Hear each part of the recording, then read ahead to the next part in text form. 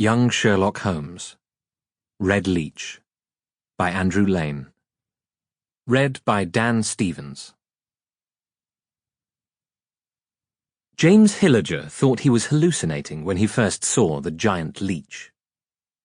The Borneo jungle was so hot and so humid that walking through it was like being in a Turkish bath.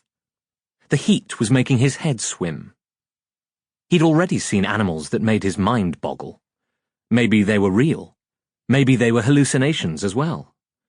He'd seen monkeys with huge bulbous noses, frogs the size of his thumb that were bright orange or red or blue, and a pig-like animal with dark hair and a long, pointed, flexible snout. How many of them were real, and how many a product of his fevered brain? Beside him, Will Gimpson stopped and bent over, hands on his knees, taking deep gulps of the steamy air. "Got to stop for a minute," he said breathlessly. "Finding it hard to move."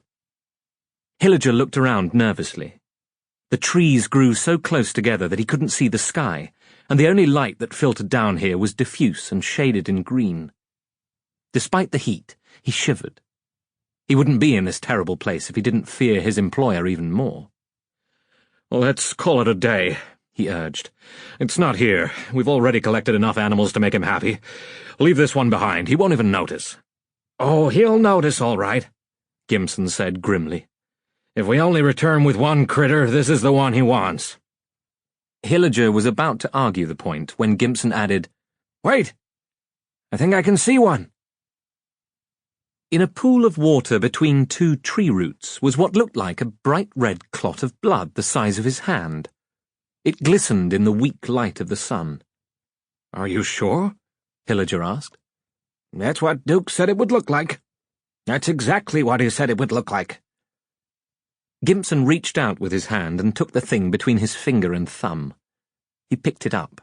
It drooped bonelessly. Hillager watched, fascinated. "Yep," Gimpson said, turning it over and examining it closely. "Look, there's the mouth, or the sucker, or whatever you call it. 3 teeth set around the edge, and the other end's got a sucker as well. That's how it holds on. It attaches itself at both ends." "And sucks your blood," Hillager said darkly. The leech was changing shape as he watched, becoming thinner and longer. "What does he do with them?" Hillager asked. "Why does he send people all this way to collect them?" "He says he hears them calling out to him," Gimpson replied. "And as to what he does when he gets them, you really don't want to know." "Have you ever thought about ants?" Amyus Crow asked. Sherlock shook his head. Apart from the fact that they get all over jam sandwiches at picnics, I can't say I have. The two of them were out in the Surrey countryside. The heat of the sun weighed on the back of Sherlock's neck like a brick. A bee buzzed past his ear and he flinched. Ants he was relatively ambivalent about, but bees still spooked him. Crow laughed. "What is it with the British and jam sandwiches?" he asked through the laughter. "I swear there's a nursery aspect to British eating habits that no other country has. Steamed puddings, jam sandwiches with the crusts cut off, of course, and vegetables boiled so long they're just flavored mush." Sherlock felt a stab of annoyance. "So what's so great about American food?" he asked. "Steaks," Crow said simply. He was wearing his usual white linen suit, and his broad-brimmed hat shielded his eyes from the sun. "Big steaks, flame-grilled. Properly grilled so there's crisp bits round the edge, not just waved over a candle like the French do. It don't take the brains of an archbishop to cook and serve a steak properly, so why can't anybody outside the United States do it right?" "When will you go back?" Sherlock asked, hoping it wouldn't be soon.